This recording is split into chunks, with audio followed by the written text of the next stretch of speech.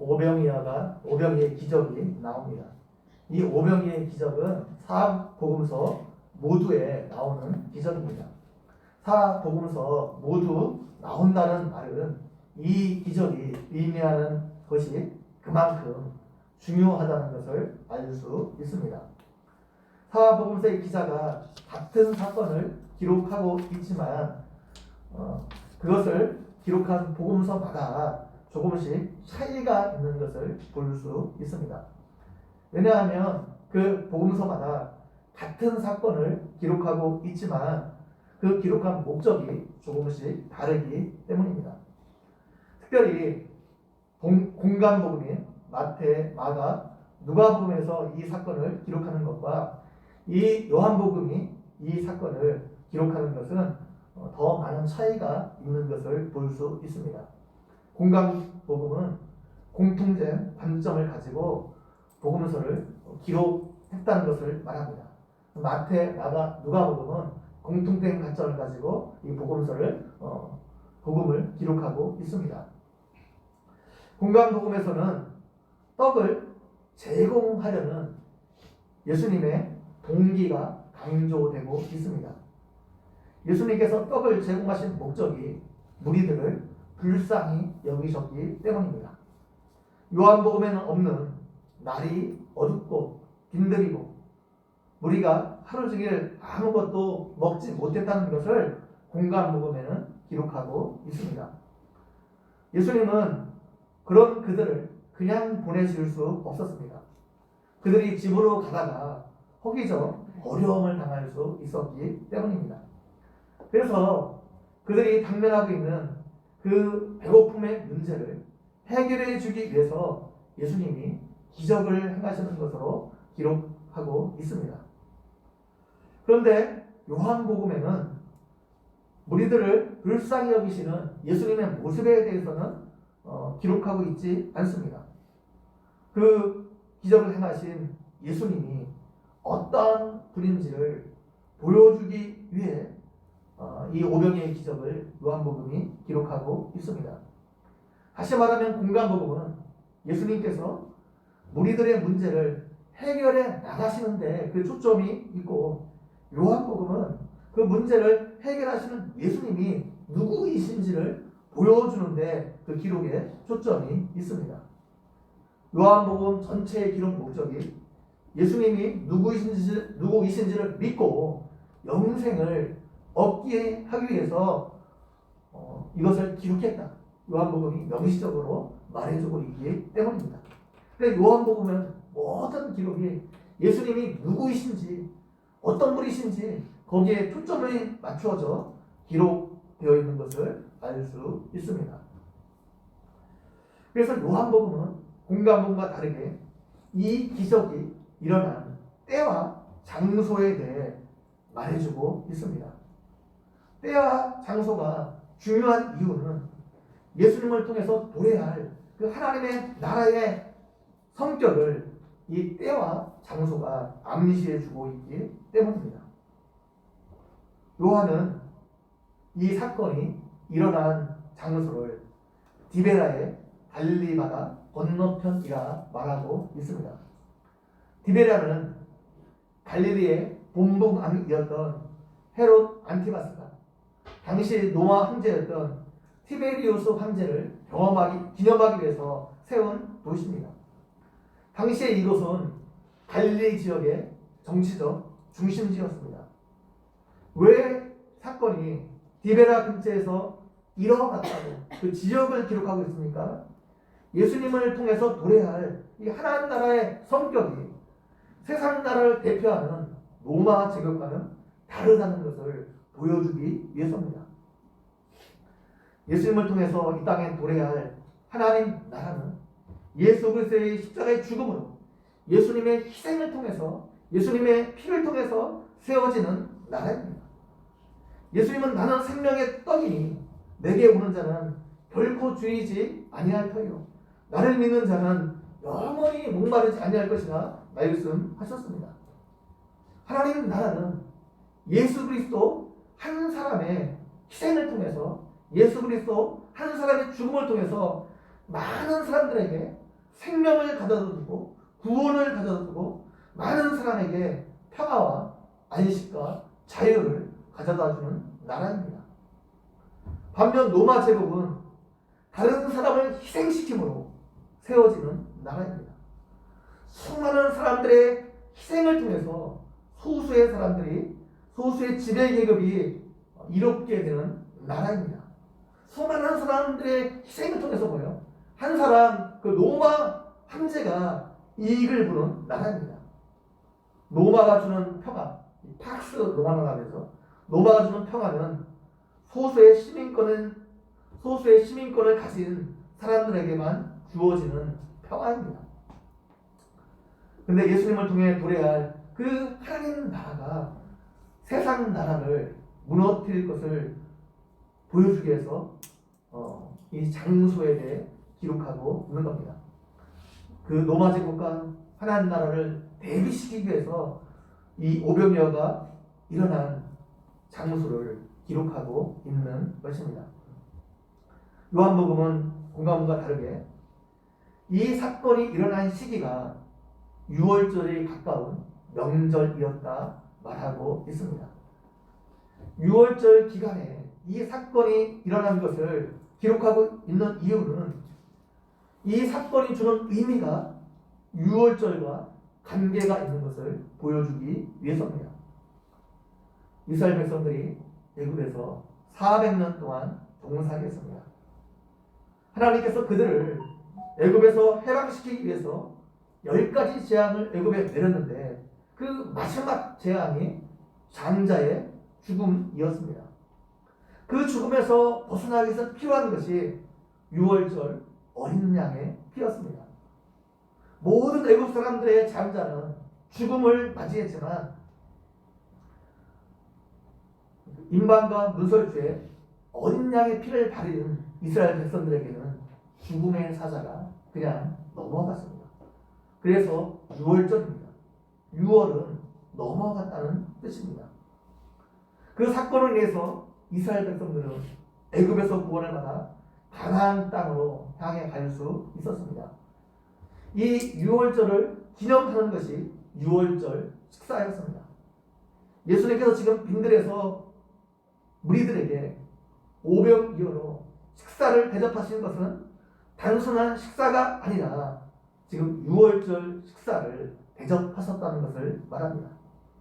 이것은 예수님이 이 땅에 진정한 6월절을 가져오실 분임을 상징하고 있는 것입니다. 예수님이 6월절 어린 양으로 십자가에 죽으심으로 많은 사람의 구원과 많은 사람을 구원하고 생명을 가져다 주실 분임을 말해주고 있는 겁니다. 그래서 이후에 예수님은 자신을 하늘에서 내려온 참 떡이라 자신을 소개하고 있습니다. 예수님께서 디베라 건너편으로 가셨을 때 큰 무리가 예수님을 따라왔습니다. 이는 예수님이 병자들에게 행하시는 표적을 보았기 때문입니다. 무리들이 예수님을 따라온 것은 예수님을 통해 진리를 구하기 위해서가 아니었습니다. 예수님께서 그들의 육체의 필요를 채워주셨기 때문에 예수님을 따라왔습니다. 그래서 그들이 자신들의 육체적인 체험을 받기 위해서 예수님께 나온 것입니다. 질병의 문제 같은 그들이 갖고 있는 이 땅의 여러 가지 문제를 예수님을 통해서 해결받기 위해 찾아 나온 것입니다. 예수님은 그런 무리들의 필요를 무시하지 않으셨습니다. 예수님은 그런 사람들의 문제를 다 해결해 주셨습니다. 예수님은 그들이 배고픔으로 고통스러워하신 것을 보셨습니다. 그리고 그 문제를 지금 해결해 주기를 원하고 계셨습니다. 그 문제 해결을 통해서 단순히 그 문제로부터 해결받는 것이 아니라 예수님이 어떤 분인지를 보여주기를 원했었습니다. 예수님께서 예수님을 통해 도래할 그 하나님의 나라, 하나님의 세계가 어떤 세계인지를 그들에게 보여주기를 원하셨습니다. 사람들이 때로 오해하는 부분이 있는데 예수님은 영적인 부분에만 관심이 있고 육체적인 필요에는 별로 관심이 없다고 생각하는 것입니다. 그러나 사실은 그렇지 않습니다. 예수님은 우리의 영적인 것뿐만 아니라 우리의 육체적인 관심에도 필요에도 지대한 관심을 가지고 계십니다. 우리가 먹고 사는 문제, 이 땅에서 먹고 사는 문제에도 예수님은 지대한 관심을 가지고 계십니다. 여러분의 건강에도 예수님이 관심을 가지고 계시고, 여러분의 자녀교육 문제에도 여러분 관심을 갖고 계시고, 여러분의 진로에도, 여러분의 사업에도 예수님은 관심을 가지고 계십니다. 예수님은 사람들의 영적인 문제만 해결해 주시는 것이 아닙니다. 사람들의 육체적인 문제도 해결해 주셨습니다. 예수님은 자신의 육체적인 문제를 가지고 찾아온 사람들의 문제를 다 해결해 주셨습니다. 그래서 우리는 이 땅을 살아가면서 여러 가지 문제를 만나게 될 때, 이 땅에서 문제를 만나잖아요. 그 문제를 만나게 될 때 그 문제를 가지고 예수님께 나아가야 합니다. 그리고 예수님께 기도함으로 그 문제를 믿음으로 맡겨야 됩니다.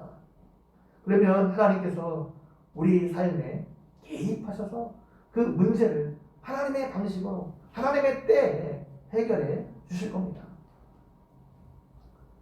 예수님께서 큰 무리가 자신에게 오는 것을 보시고 그들이 지금 가지고 있는 문제가 무엇인지를 아셨습니다.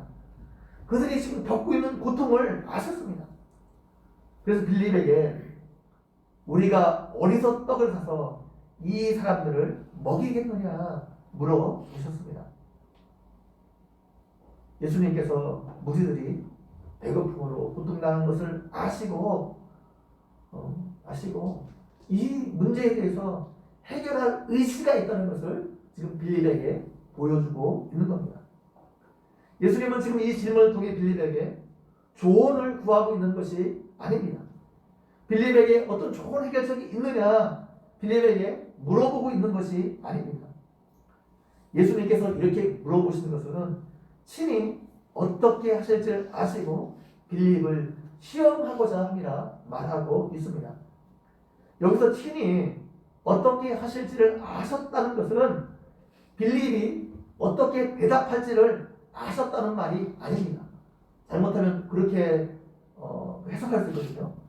예수님이 자신이 하실 일을 잘 알고 계셨다는 말입니다. 이 부분을 세번역에서는 예수님께서 빌립을 시험해 보시고자 이렇게 말씀하시는 것이었다. 예수님께서는 자기가 하실 일을 잘 알고 계셨던 것이다. 해석하고 번역하고 있습니다. 영어 번역을 보게 되면 확실히 이 번역에 어떤 말 하고 있는지 알 수 있습니다. 예수님께서 이 문제를 어떻게 해결하실지 이미 알고 계시다는 거예요. 예수님은 우리가 이 땅에서 당하는 모든 문제에 대한 해답을 이미 알고 계십니다.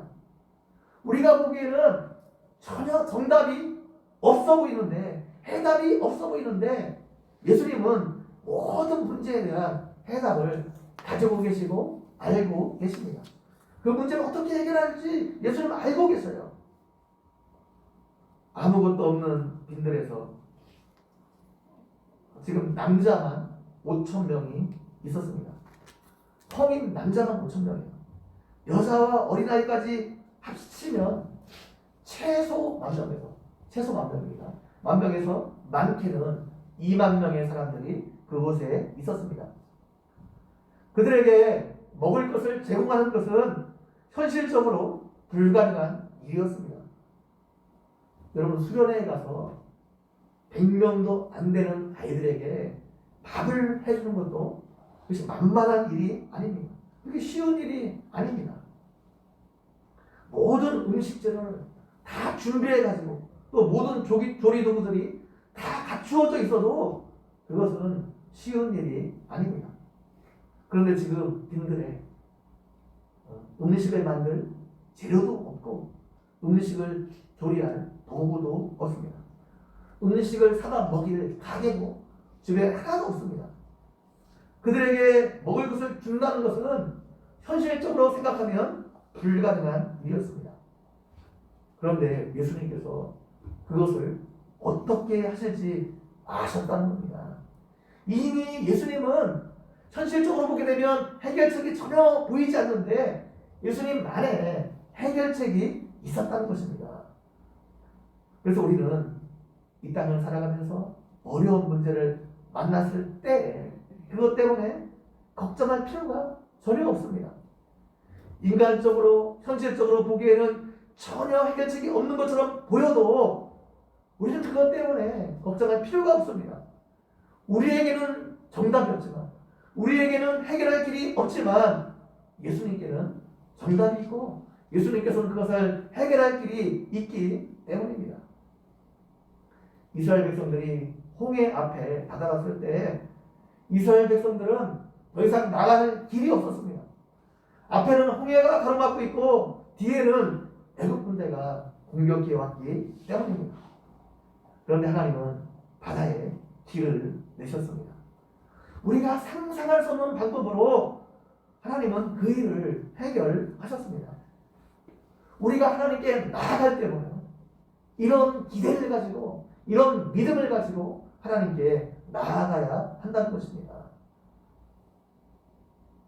예수님께서 이미 정답을 가지고 계셨음에도 불구하고 우리가 어디서 떡을 사서 이 사람들을 먹이겠느냐 질문하신 것은 빌립을 시험하기 위해서나 말씀하고 있습니다. 빌립에게 좋은 대안이 있는지 자문을 구하는 것이 아니라 빌립이 어떻게 반응할지 빌립의 마음을 떠본 것입니다. 예수님의 질문 내용으로 보았을 때 여기서 예수님이 빌립의 믿음을 시험하고 있는 것 같지는 않습니다. 만약에 빌립에게 믿음이 있는지 없는지를 시험하는 것이었다면 그런 의도가 있었다면 빌립의 대답에 예수님은 분명히 책망하셨어야 되는데 책망하는 모습이 전혀 보이지 않기 때문입니다. 예수님께서 빌립에게 질문하신 것은 빌립이 그냥 단순히 어떻게 반응할지 살펴보기 위해서입니다. 그리고 그 오병이의 기적에 제자들을 참여시킴으로 이 일을 통해서 빌립과 제자들에게 깨달음을 주기 위해서 가르침을 주기 위해서 지금 질문하고 있는 것입니다. 예수님의 질문에서 우리가 주목해야 할 것이 어디에? 라는 말입니다. 어디서 떡을 사 이 사람들에게 먹이겠느냐 물어보고 있습니다. 어디서? 어떻게 가네요? 어디서입니다. 어디서가 요한복음에는 어디서가 강조되고 있습니다. 여러분 요한복음을 처음부터 끝까지 잘 읽어보게 되면 어디서라는 말이 다른 복음서보다 굉장히 많이 나옵니다. 요한복음 2장에서 예수님이 가나의 혼인잔치에서 물로 포도주를 만든 기적이 나옵니다. 여기서 요한은 연회장은 물로 된 포도주를 맛보고도 어디서 났는지 알지 못하되 물떠온 하인들은 알더라 말하고 있습니다. 3장에서 니고데모와의 그 대화에서 예수님은 바람이 임의로 불매 내가 그 소리를 들어도 어디서 와서 어디로 가는지 알지 못하느니 성령으로 난 사람도 그러하니라 말하고 있습니다. 어디서 가서 어디로 가는지 알지 못한대. 요한복음 4장 수가성 여인과의 대화에서 여자가 이르되 주여 물기를 그릇도 없고 이 우물은 깊은데 어디서 당신이 그 생수를 얻겠사옵나이까 말하고 있습니다. 이 어디서 나오는 이 말이 나올 때마다 사람들의 영적인 무지가 지금 폭로되고 있고 들통나고 있는 것을 볼 수가 있습니다. 영적으로 사람들이 무지하다는 거예요. 사람들은 자신들이 가지고 있는 문제의 해결을 이 땅에서 찾으려고 합니다. 그 문제의 답이 하늘로부터 오는 것을 알지 못하기 때문입니다. 예수님이 어디서를 강조하고 있는 것은 사람들에게 있는 문제의 해결이 이 땅으로부터 오는 것이 아니라 하늘로부터 오는 것을 강조하기 위해서입니다. 이 땅에 있는 근본 문제는 그 문제의 해결 방법은 땅에서 오는 것이 아닙니다. 땅에서 오는 것으로 해결할 수 없습니다. 이 땅에서 우리가 당하는 근본적인 문제는 하늘로부터 오는 것으로 해결할 수 있습니다. 이 땅의 문제는 결국 하늘의 문제라는 겁니다. 이 땅의 문제는 우리가 가진 능력으로 해결할 수 없고 하늘로부터 하나님으로부터 오는 능력으로 해결할 수 있다는 것을 보여주고 있습니다. 이스라엘 백성들이 유월절 경험을 통해 애굽에서 구원을 받고 그들이 하나님의 이끌림을 받아 들어간 곳이 광야입니다. 그들이 들어간 광야는 물도 없고 떡도 없고 죽음만 가득한 사망의 땅이었습니다. 그런데 이스라엘 백성들이 그곳에서 먹을 것 때문에 원망하자 하나님께서 이 문제를 어떻게 해결해 주셨습니까? 하늘에서 만나를 내려주심으로 이 문제를 해결해 주셨습니다. 땅에서 오는 것으로 이 문제를 해결해 주신 것이 아니라 하늘로부터 내리는 만나를 통해서 이 먹을 것의 문제를 해결해 주셨습니다. 그들이 40년 동안 광야 생활을 했는데 그동안 이스라엘 백성들이 굶지 않았습니다. 항상 배불리 먹었습니다. 이스라엘 백성들은 만나를 모세가 내려준 것처럼 생각했습니다. 그래서 다시 예수님을 만났을 때 우리들이 뒤편에 보게 되면 다시 예수님을 만나거든요. 이 무리들은 예수님에게 모세가 출애굽한 백성들에게 광야에서 만나를 주었던 것처럼 우리에게 떡을 주어 예수님을 믿게 해달라 요구하고 있습니다. 우리의 문제를 기적적으로 해결해 줘서 우리가 예수님을 믿게 해달라 요구하고 있는 겁니다. 이에 예수님은 모세가 너희에게 하늘로부터 떡을 준 것이 아니라 내 아버지께서 주셨다는 겁니다. 하나님께서 주셨다는 거예요. 하나님은 하늘로부터 참떡을 주시는 분이라 예수님께서 말씀하셨습니다. 하나님의 떡은 하늘에서 내려 세상에 생명을 주는데 예수님 자신이 생명의 떡이니 내게 오는 자는 결코 줄이지 아니할 터이요 나를 믿는 자는 영원히 목마르지 아니할 것이라 6장 35절에서 말씀하고 있습니다. 예수님만이 이 땅에 있는 모든 배고픔과 목마름의 문제를 근본적으로 해결해 주실 수 있다는 겁니다. 특별히 죄로 인해서 사람들이 영적인 목마름 가운데 있는데 그것을 해결해 줄 수 있는 유일한 사람이 하늘로부터 내려오는 참떡인 생명의 떡인 자신이 그 문제를 해결해 줄 수 있다 말씀하고 있습니다. 빈들이 있었던 사람들에게 먹을 것을 주는 문제, 이 땅의 방식으로 도저히 해결될 수 없는 문제였습니다.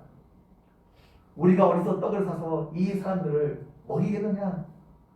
이 질문에 빌립은 현실적으로 그것은 불가능하다 말합니다. 빌립은 각 사람에게 조금씩 먹게 하더라도 200데나리의 돈이 부족하다는 겁니다. 아무것도 없는 빈들에서 그들을 먹이는 것은 현실적으로 불가능하다는 거죠. 지금 돈도 없지만 돈이 있어도 그것을 가지고 떡을 사올 장소도 없다는 것입니다. 빌립의 판단은 객관적이고 합리적인 판단이었습니다. 빌립은 머리에 있는 계산기를 돌려서 거기에 있는 모든 사람에게 떡을 주려면 최소한 그 비용이 얼마 되는지 계산했습니다. 조금씩 한 입이라도 거기 있는 사람들에게 다 먹이려면 최소한 얼마가 되는지 머리로 계산했어요. 빌립은 벳세다 사람이었습니다. 벳세다는 디베라 근처에 있었습니다. 빌립은 다른 누구보다도 그 지역의 지리에 대해서 잘 알고 있었습니다. 어디서 음식을 구할 수 있는지 없는지 잘 알고 있었어요.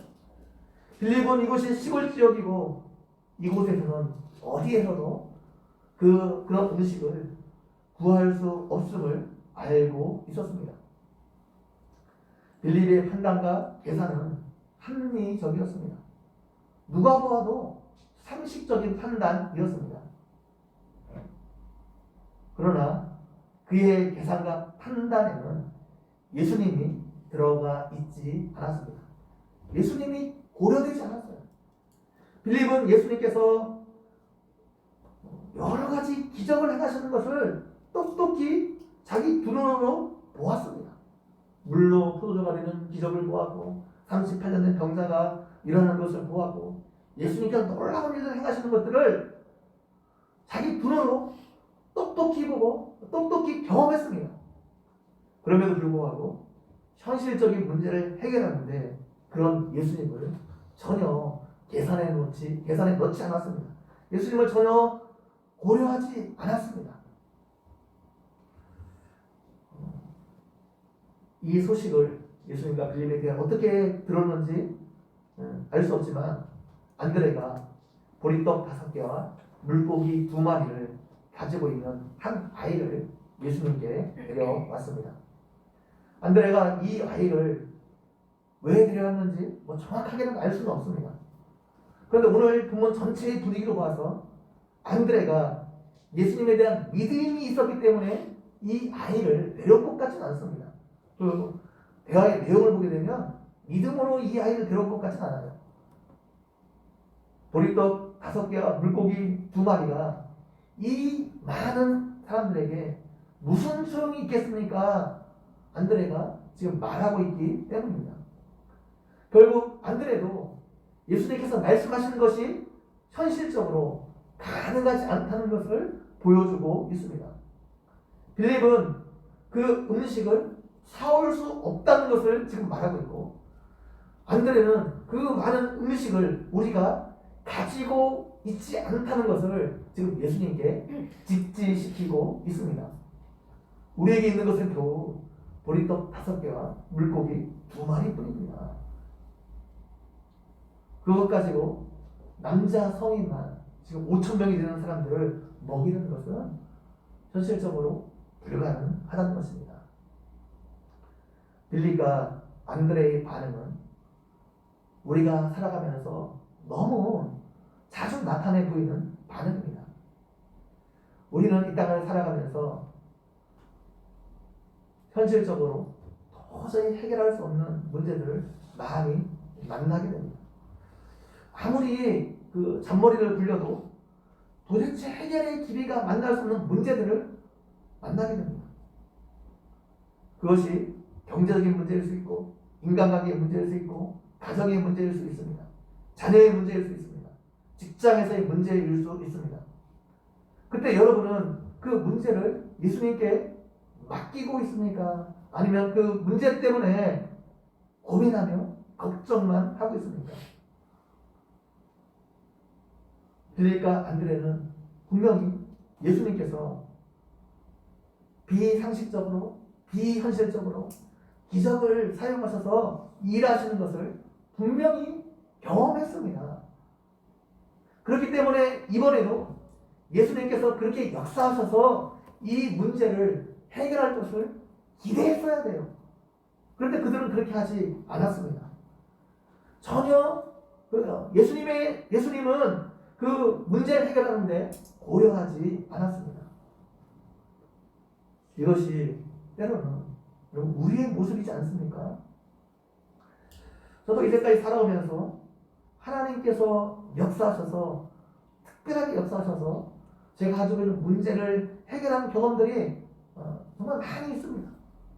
올해도 하나님께서 저희 가정에 역사하셔서 현실적으로 생각하면 정말 이런 일이 일어날 수 없는 일인데 아무리 생각해도 너무 신기한 거예요. 이런 일이 일어났다는 게. 분명히 하나님께서 계획하셨고 역사하셨구나. 그렇게 우리가 고백할 수밖에 없는 일들이 있었습니다. 이런 하나님의 역사를 경험했으면 자, 우리가 이제 모든 것을 하나님께 맡기고 미래에 대해서 염려하지 말고 걱정하지 말아야 될 텐데 사람이 그렇지가 않아요. 또 위급한 상황을 만나게 되면 현실적이고 계산적이 되어버릴 때가 얼마나 많이 있는지 모릅니다. 그것 때문에 염려하고 걱정하고 그런 나 자신의 모습을 바라볼 때가 얼마나 많이 있는지 모릅니다. 이것이 연약한 우리 사람의 모습이에요. 안드레아와 빌립의 모습입니다. 안드레아와 빌립의 생각은 정상적이고 합리적인 생각이에요. 상식적인 생각입니다.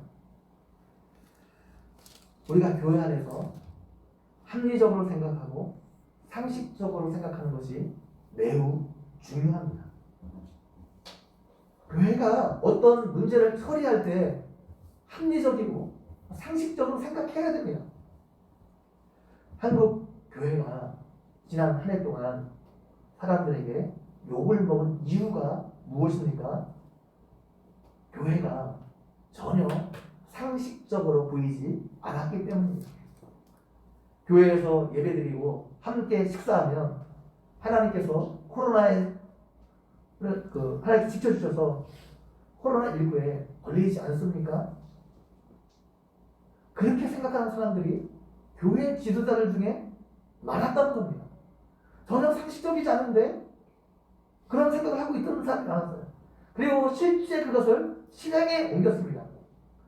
그러다가 교회에서 많은 확진자들이 나오기 시작했습니다. 심지어 소금에 생수를 타서 그것을 영생수라고 생각하고 공유에 마시다가 서로 뿌리고 막 하다가 집단 감염에 걸린 교회도 있습니다. 인터콥이라는 선교단체는 작년 10월에 코로나가 한참 심각할 때 수천 명이 숙식을 하면서 함께하는 선교 대회를 열었습니다.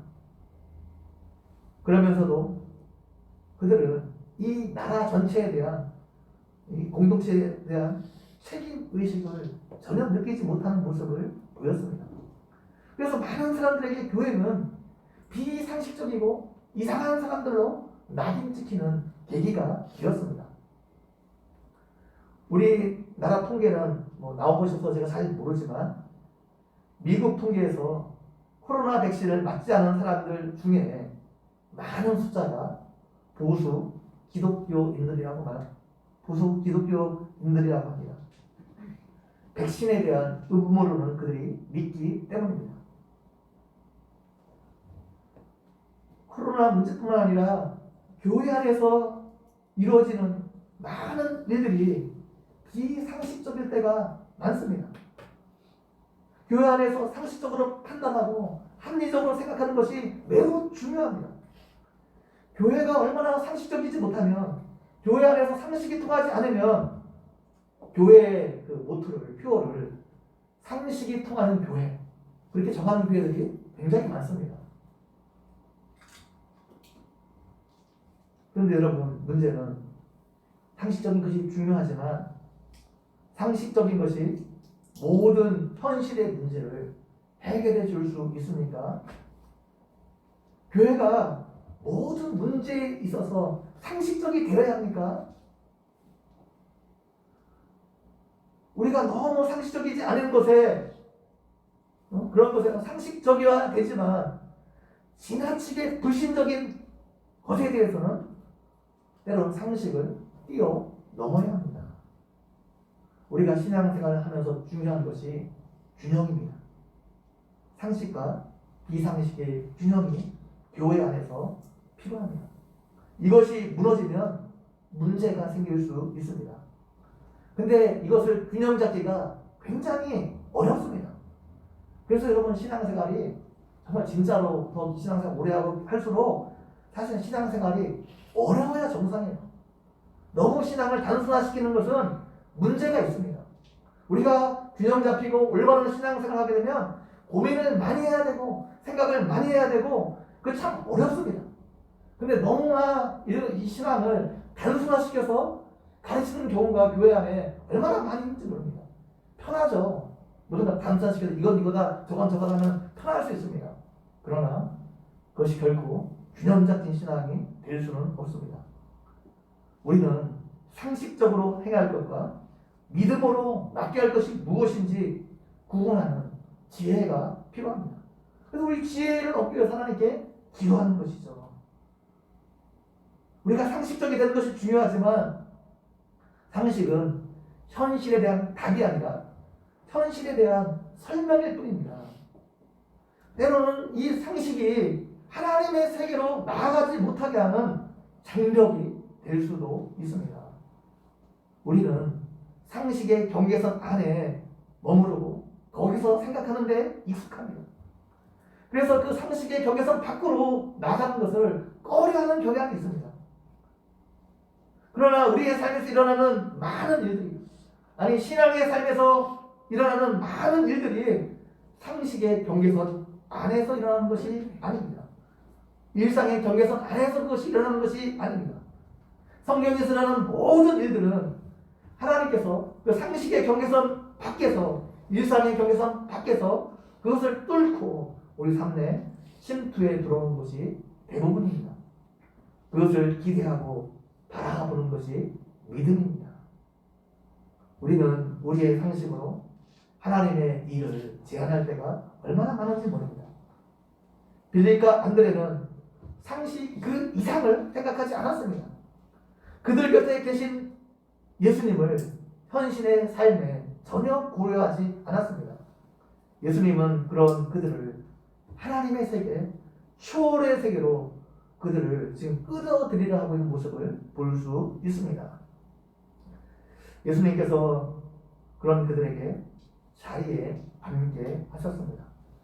자리에 앉게 했다는 것은 식사 자세를 갖추었다는 것을 말합니다. 그리고 떡을 가지고 축사하신 다음에 앉은 자들에게 나눠주시고 물고기도 그렇게 그들의 원대로 주셨습니다. 조금씩 준 것이 아니라 그들이 원대로 마음껏 먹을 수 있도록 충분히 풍성하게 주님은 주셨습니다. 예수님은 우리의 삶을 풍성하게 하시는 분입니다. 우리의 필요를 채워주시되 풍성하게 채워주시는 분입니다. 예수님께서 오늘 오병이의 기적을 베풀어 주신 것은 단순한 기적이 아니에요. 이건 단순한 기적이 아니라 표적입니다. 예수님이 어떤 분인지 우리에게 보여주기 위해서 이 기적을 베풀어 주신 것입니다. 예수님이 하늘로부터 내려오는 참 떡임을 보여주기 위해서 이 기적을 베풀어 주셨습니다. 그들이 다 먹고 배부른 후에 예수님께서 제자들에게 남은 조각을 거두고 버리는 것이 없게 하라 말씀하셨습니다. 이에 거두니 보리떡 5개와 물고기 2마리로 먹고 남은 조각이 12바구니에 찼습니다. 왜 하필 12바구니입니까? 12는 이스라엘 12지파를 상징합니다. 구약의 하나님의 백성들을 상징합니다. 신약에는 12제자로 대표되는 교회 공동체를 상징합니다. 하나님은 하나님의 백성들과 하나님의 자녀된 교회 공동체를 풍성하게 먹이시는 분입니다. 풍성하게 채워주시는 분입니다. 그들에게 풍성한 생명을 공급해 주시는 분임을 보여주기 위해서입니다.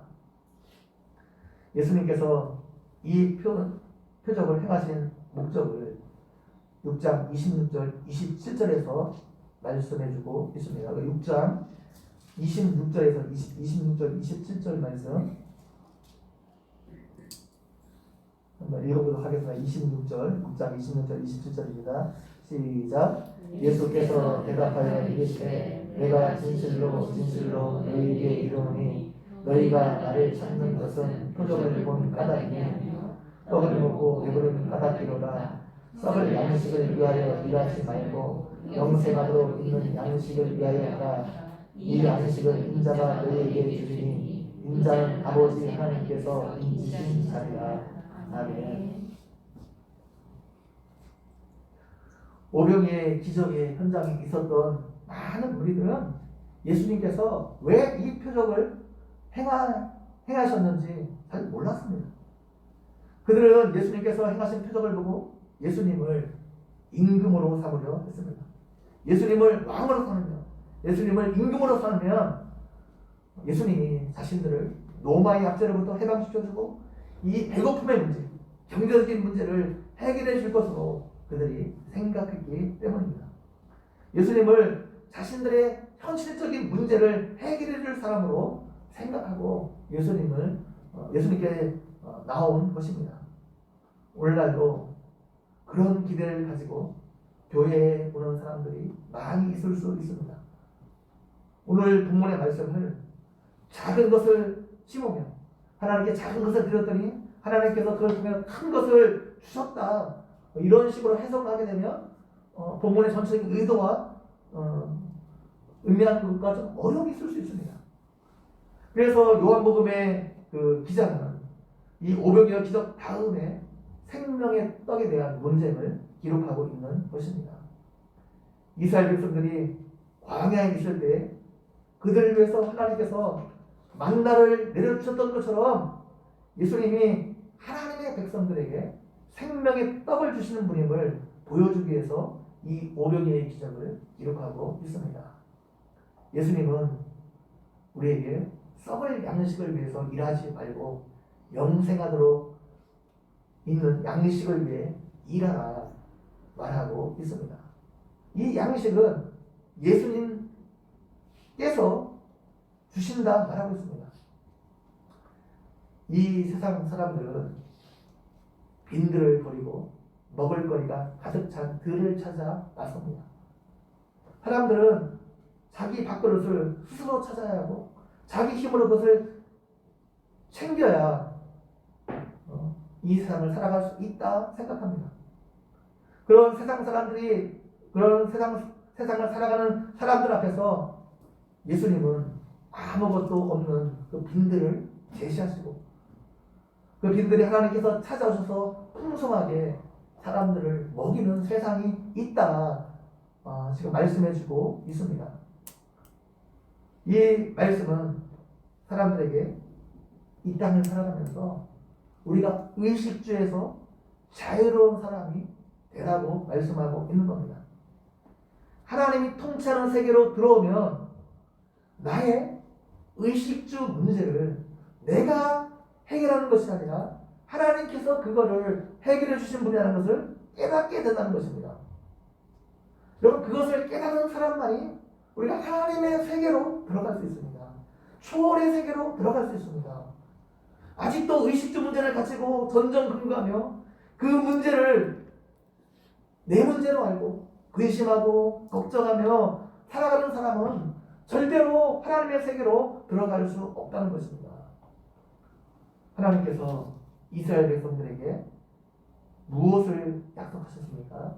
애굽에서 나와 탈출해서 이 가나안 땅을 향하고 있는 이스라엘 백성들에게 약속하신 것이 무엇입니까?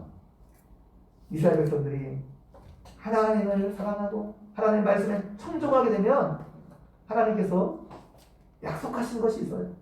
신명기 6장 10절에서 11절 말씀 다시 한번 읽어보도록 하겠습니다. 신명기 6장 10절에서 11절 말씀입니다. 신명기 6장 10절에서 11절 말씀.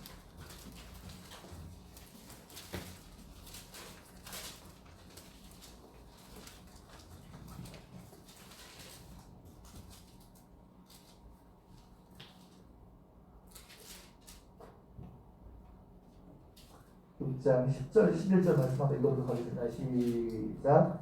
내 하나님 여호와께서 내 조상 아브라함과 이삭과 야곱을 향하여 내게 주리라 맹세하신 땅으로 너를 들어가게 하시고 내가 건축하지 아니한 크고 아름다운 성읍을 얻게 하시며 내가 세우지 아니한 아름다운 물건이 가득한 집을 얻게 하시며 내가 파지 아니한 우물을 차지하게 하시며 내가 심지 아니한 포도원과 감람나무를 차지하게 하사 내게 배불리 먹게 하실 때에 하나님께서 이스라엘 백성들을 그렇게 해주시겠다는 거예요. 하나님을 사랑하고 하나님의 말씀에 순종하게 되면 하나님께서 하나님의 방법으로 그 모든 것들을 채워주시겠다 말씀하고 있습니다.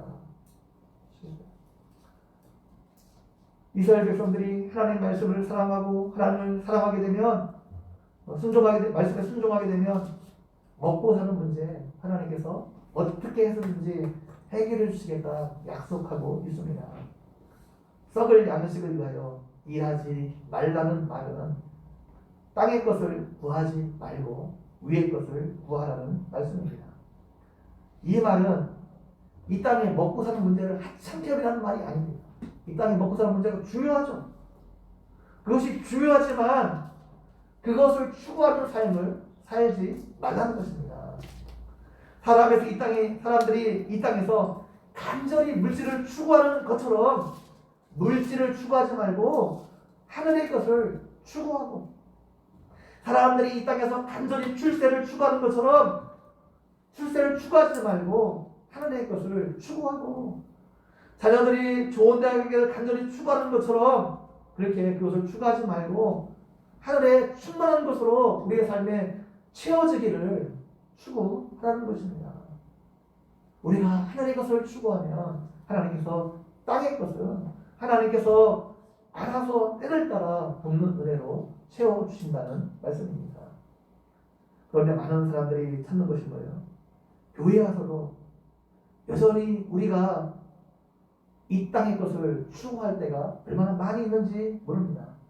이 땅의 것을 우리가 이 땅에 추구하고 있는데 그것을 어떻게 확실하게 얻을 수 있느냐, 그 방법을 교회 안에서 찾으랍니다.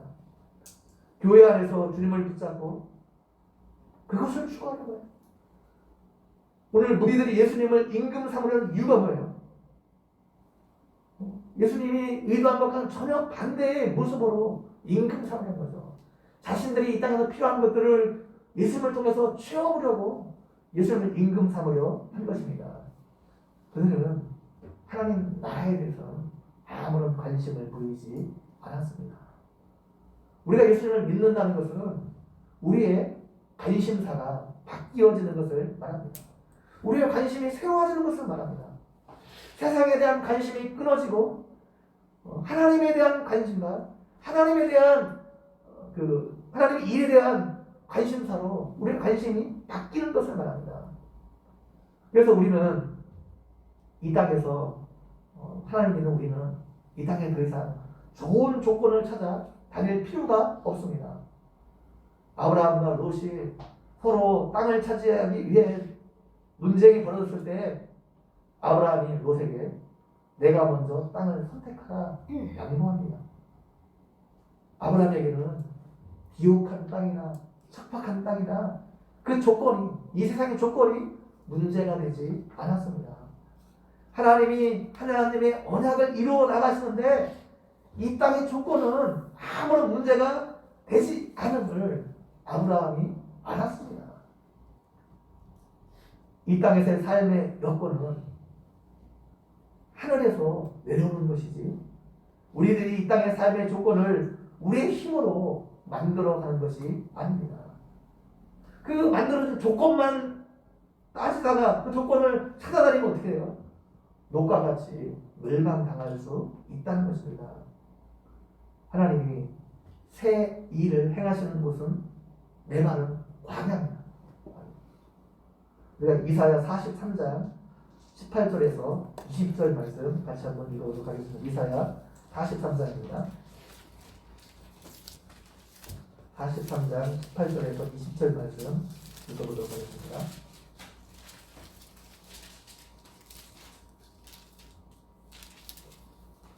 (43장) 18절에서 21절까지 읽도록 하겠습니다. 18절에서 20절, 43장 18절에서 21절 말씀입니다. 시작. 너희는 이전 일을 기억하지 말며 옛날 일을 생각하지 말라. 보라, 내가 새 일을 행하느니 이제 나타날 것이라. 너희가 그것을 알지 못하겠느냐. 반드시 내가 광야의 길을 사막의 강을 내리니 장차 질순순 곧 승냥이와 타주로 나를 존경할 것은 내가 광야의 물을 사막의 강물을 내려 내 백성 내가 택한 자에게 마시게 할 것입니다. 이 백성은 내가 나를 위하여 지었나니 나를 찬송하게 하려 함이라. 아멘. 삶의 조건을 볼 때 여러분 광야는 최악의 조건일 수 있습니다. 그런데 그 최악의 조건이 하늘로부터 내려오는 하나님의 은혜로 최고의 옥토로 바뀔 수 있다는 겁니다. 이것이 이 땅을 살아가는 사람들의 삶의 방식이라는 거예요. 노처럼 아름다운 옥토를 찾아다니며 추구하는 것이 아니라 믿음의 사람들은 뭐예요? 거기가 어디든지 거기가 광야이든지 그곳에 뭐예요? 하나님의 은혜, 그 하늘의 현실을 그 땅에 끌어들이는 거예요. 있을 수 없는 일들이 일어나죠. 광야에 길을 내고 또 광야의 물을 사막에 강들을 내어 하나님께서 내 백성 내 선택한 자를 마시게 할 것이라 말씀하고 있습니다. 그럼 우리가 이 땅을 살아가면서 너무 세상적인 조건을 따질 필요가 없습니다. 그것은 노처럼 망하는 길입니다. 여러분이 처한 조건이 사막일 수 있습니다. 사막은 인간의 힘으로 인간답게 살기 위해 정말 아무것도 할 수 없는 상태입니다.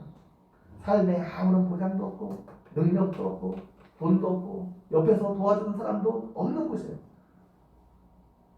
완전히 사막 같은 그런 상황에 여러분이 처해질 수 있습니다.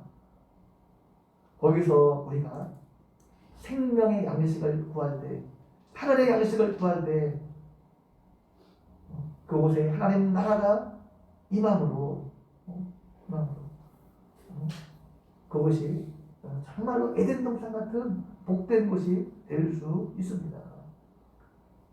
우리에게 물질적인 축복이 올 수도 있고 안 올 수도 있습니다. 하나님 하시는 일이에요. 그러나 그것이 더 이상 중요한 것이 아닙니다.